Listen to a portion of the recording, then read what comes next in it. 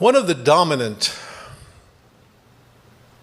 convictions urged upon the human race by the scientific community concerns a certain myth that the progress of science, which is real, which is very powerful, which is very significant, no one should doubt it, has meant progressively a disenchantment with nature and a form of cultural humiliation whereby at every step in the development of the sciences, human beings and their works have been demoted from a central position and reduced to the margins.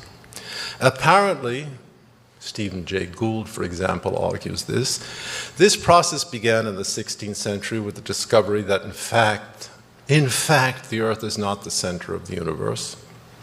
It continued step by step over the course of 3 centuries. And it reached an apogee with Darwin and the discovery that, in fact, human beings are nothing but a continuation, squalid enough, of the animal kingdom, cousin and kin to every shambling and repulsive thing that lives, and hardly distinguished from the great apes except for the acquisition of a few adventitious characteristics of no particular significance. Get used to it. Now this, I think, has been drummed into popular consciousness with absolutely no interruption. Each step of this progression is, of course, absurd. In 1915, Albert Einstein published the field equations for general relativity. Remarkable, beautiful equations where he drew a connection between the curvature of space and time and the behavior of matter. It was a new theory of gravity, a radical theory of gravity, an accurate theory of gravity. And of course, the equations of general relativity are very complicated. They're nonlinear, it's not easy to solve them. They have many, many levels of hidden complexity and meaning. Even 90, 100 years later, we hadn't finished with the equations of general relativity. Einstein had hoped that they would reveal a universe proceeding sedately from the everlasting to the everlasting. He looked and looked and he said, yeah, well, I can figure out a way to make my equations do that. What his equations were really telling him, and he didn't see this, is that the universe is not proceeding from everlasting to everlasting. It is expanding. It's expanding dynamically. Space and time are erupting.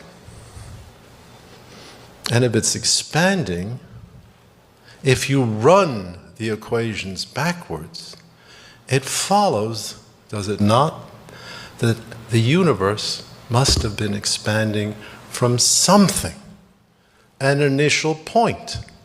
Hubble discovered the redshift in the late 1920s, building on earlier work by American astronomers.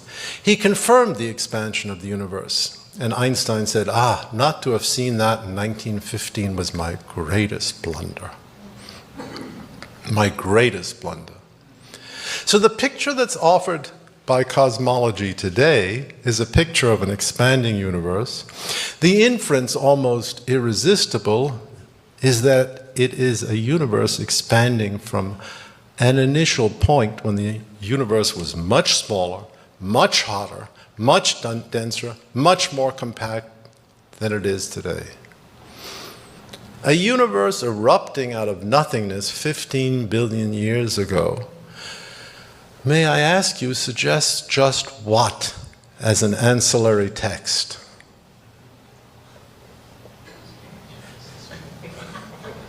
Well, I wouldn't know. What might it suggest? In the beginning, physicists at first were thunderstruck. Arnold Penzias was one of the discoverers of the microwave background radiation. He said, hey, I didn't need to study physics. It's all in the first 5 books of the Torah. Everything I needed to know. But of course, the counter-reaction set in immediately. No, this can't quite be the case. Where would we be as the sole interpreters of the book of God's work if, God forbid, there was another class of experts who had said it all along? So the community of physicists has been arduous in trying to discover what's behind the Big Bang. The theories that result are really like some grotesque catechismal exercise. Well, what was behind the Big Bang was a pre-Big Bang. And the pre-Big Bang was kind of like an egg. Only it wasn't really an egg, just kind of like an egg. And that egg sort of contracted, or maybe it sort of inflated. Or, as Vic Stenger would argue, no problem, no problem. This is the result of some other universe tunneling into what? Tunneling. Quantum mechanical tunneling. Or as Stephen Hawking would argue, look, if you look at things the right way, you don't have to go back. You change the whole number system, and instead of going back to a singular point, you reach something like a sack. All times are the same. It's called a Wick transformation in quantum mechanics, where it works perfectly. It's absolutely nonsense in terms of cosmology. Oh yeah, the Wick transformation does the job.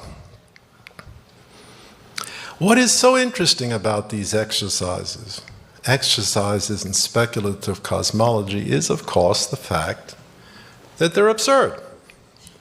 The facts, widely accepted by the cosmological community, are quite simple. 15 billion years ago, the universe erupted out of what seems to be nothing. The trouble with those facts is that sitting here, under the impression of the authority of the scientific community, we can't make any sense of them. It's incoherent. From nothing, nothing. What are we to say? We can't say in all good conscience what we might wish to say. Look, there's a biblical tradition that says it perfectly clearly. In the beginning, God created the heaven. What more do you need? That's not sophisticated. That's not compelling. That cannot be expressed in the recondite language of mathematical physics, although it can be expressed in plain English and is expressed in plain English. These animadversions sit very ill with the community of professional cosmologists. They are made uneasy by it. We are made at ease by the same animadversions.